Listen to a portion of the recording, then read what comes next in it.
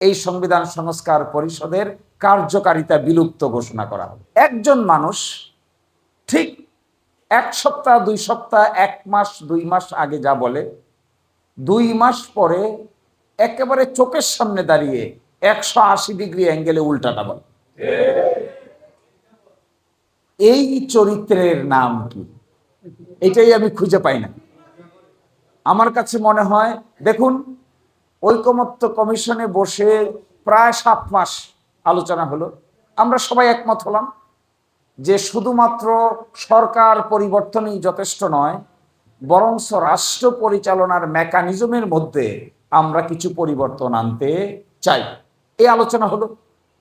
আলোচনা হয়ে মোটামুটি কাছাকাছি, 2-1টা 4টা বিষয়ে কিছু দ্বিমত, আর বাকিগুলো মোটামুটি কাছাকাছি আসা। প্রশ্ন হলো, এই যে আমরা একমত কিংবা একমতের কাছাকাছি গেলাম, এগুলো কিভাবে বাস্তবায়িত হবে? এই প্রশ্নে বলা হলো যে আমরা একটা এমন পদ্ধতি বাইর করব, যে পদ্ধতির কারণে কে নির্বাচিত হলো আর কে নির্বাচিত হলো না এইটা বড় কথা নয়।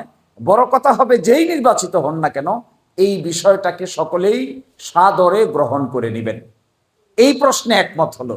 এরপরে 2025 সালের 13ই নভেম্বর একটা রাষ্ট্রপতির আদেশ জারি হলো। এই আদেশকে বলে জুলাই জাতীয় সনদ সংবিধান সংস্কার বাস্তবায়ন আদেশ 2025।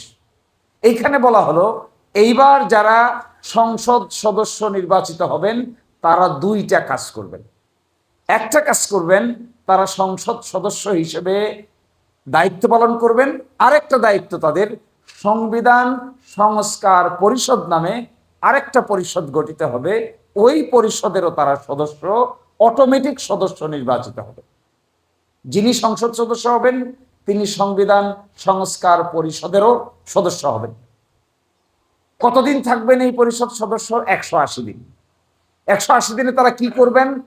ওই যে জুলাই সনদে আমরা একমত কিংবা একমতের কাছাকাছি আসলাম, এই বিষয়গুলোকে সংবিধান সংস্কার পরিষদে আলোচনা করে গ্রহণ করবেন, অনুমোদন দিবেন।